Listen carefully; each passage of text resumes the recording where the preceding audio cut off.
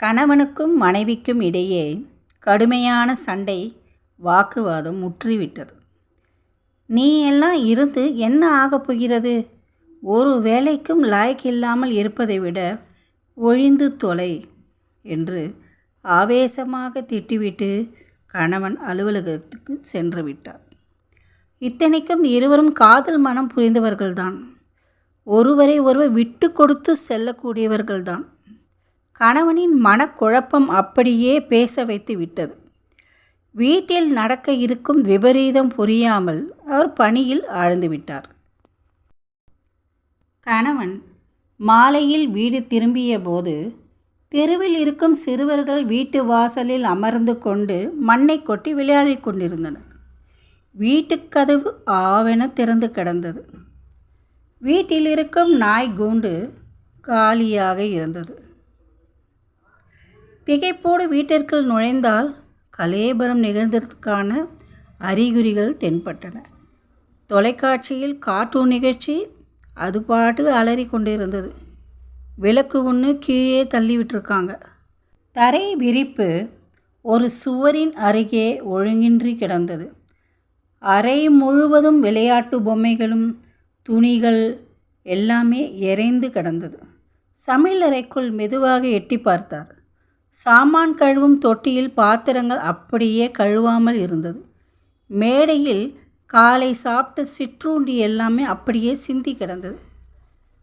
குளிரூட்டும் பெட்டியின் கதவு அப்படியே வாய் திறந்து இருந்தது. அதில் இருந்த நாய்க்கான உணவு தரையில் சிந்தி இருந்தது. மேஜையின் அடியில் ஒரு உடைந்த கண்ணாடி டம்ளர் இருந்தது. பின் கதவின் அருகில் ஒரு மணல் மேடு காணப்பட்டது.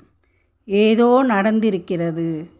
மதிய உணவு வேலைக்கு முன்பே தன் மனைவிக்கு ஆபத்து ஏற்பட்டிருக்கிறது என்று உள்மனம் சொன்னது.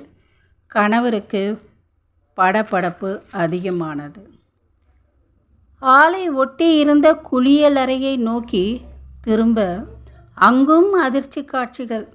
உள்ளே தண்ணீர் சொட்டும் சப்தம் நிசப்தத்தை மேலும் திகிலாக்கியது. கதவை தாண்டி வெளியே வந்த தண்ணீர் குட்டை போல தேங்கி கிடந்தது. கண்ணாடியின் மீதும் சுவர்கள் மீதும் பற்பசை பூசப்பட்டிருந்தது. டேடி என்ற குரல் கேட்டு திடுக்கிட்ட கணவர் தனது 1.5 வயது மகன் பேஸ்டை பிதுக்கி விளையாடி கொண்டிருப்பதை கவனித்து அவனை அவசரமாக தூக்கி ஆழ்ந்த முத்தம் கொடுத்து அணைத்து கொண்டார். கண்களில் நீர் பொங்கியது. மனைவிக்கு ஏதேனும் ஆபத்து நேர்ந்திருக்குமோ என்று பீதியுடன் அவளை தேடினார். படுக்கை அறை பக்கம் திரும்பி பார்த்தார். அவசரமாக கதவை திறந்து உள்ளே சென்று பார்த்தால் முதுகுக்கு தலையணை கொடுத்து ஒய்யாரமாக சாய்ந்திருந்த அவரது மனைவி ஏதோ ஒரு புத்தகத்தை படித்து கொண்டிருப்பதை பார்த்து ஸ்வீட்டி என்றார் உலர்ந்த நாக்குடன். அவரை பார்த்து புன்னகை புரிந்த மனைவி எப்போ வந்தீங்க என்று கேட்டாள். அதிர்ச்சியிலிருந்து மீளாத கணவர் இன்று வீட்டில் என்னதான் நடந்தது என்று கேட்டார். மறுபடியும் சிரித்த மனைவி வீட்டிலே என்னதான் வெட்டி முறிக்கிறியோ என்று அலுவலகம் முடிந்து வந்தவுடன் நீங்கள் கேட்பது வழக்கம்.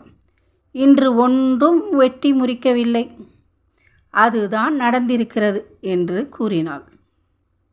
செல்லாத காசிலும் செப்பு இருக்கும் என்பார்கள். யாரையும் குறைத்து மதிப்பிடக்கூடாது.